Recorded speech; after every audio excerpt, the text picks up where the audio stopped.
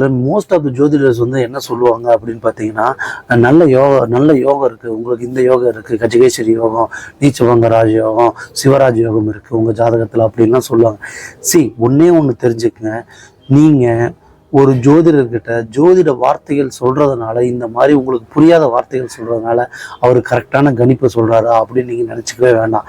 இது எல்லாமே ஜோதிடத்தில் இருக்கக்கூடிய ஒரு சில ஜோதிடர்கள் புரிந்து கொள்ளக்கூடியதுக்காக ஏற்படுத்தப்பட்டக்கூடிய வார்த்தைகள்.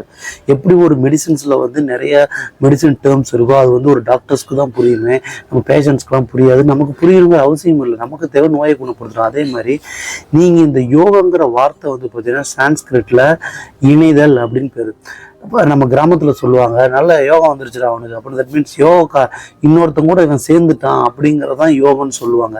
ஸோ இதை வந்து நீங்கள் நிறைய பேர் தப்பாக புரிஞ்சுக்கிறீங்க. எனக்கு வந்து என்னோட இதில் வந்து கஜகேசரி யோகம் இருக்குது, நீச்சபங்க ராஜயோகம் இருக்குது. இது எல்லாமே ஒரு கிரகம் இன்னொரு கிரகத்தோட இணையத்தை ஏற்படுது. சிவராஜயோகம் அப்படின்னா குருவும் சூரியனும் இணைஞ்சிருதுன்னா, குரு வந்து ராஜத்தை குறிக்கிறது, சிவங்கிறது சூரியனை குறிக்கிறது, சிவராஜயோகம் அப்படிங்கிறது.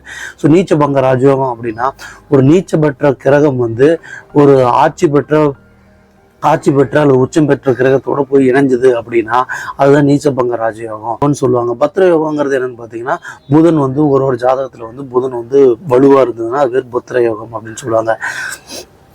இது மாதிரி ஒவ்வொருத்தருக்கும் ஒவ்வொரு கிரகத்தும் இன்னொரு கிரகத்தோடு இணையும் போது ஏற்படக்கூடியதை வந்து யோகம். ஏன்னா கிட்டத்தட்ட ஜோதிடத்தில் ஒரு 4800 வகையான யோகங்கள் இருக்குதுன்னு சொல்கிறாங்க. அது மட்டும் இல்லாமல் அதில் இம்பார்ட்டன்ஸாக சொல்கிறது ஒரு 1800 யோகங்கள் சொல்கிறாங்க.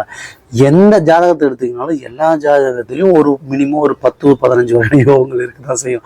அதுக்காக அந்த யோகங்கள் இருக்கிறதுனால எல்லாமே அவர் சூப்பர் சீரியஸாக சூப்பர் பவரோட வந்துடுவார் அப்படிங்கிறது கிடையாது. அதாவது ஜாதகம் பார்க்கக்கூடிய ஜோதிடருக்கு ஒரு புரிதல் ஏற்படணுங்கிறதுக்காக இந்த கிரகத்தோடு இணைந்தால் இந்த யோகம் அப்படின்னு அந்த ஜோதிட வார்த்தைகள் கிரியேட் பண்ணப்பட்டது.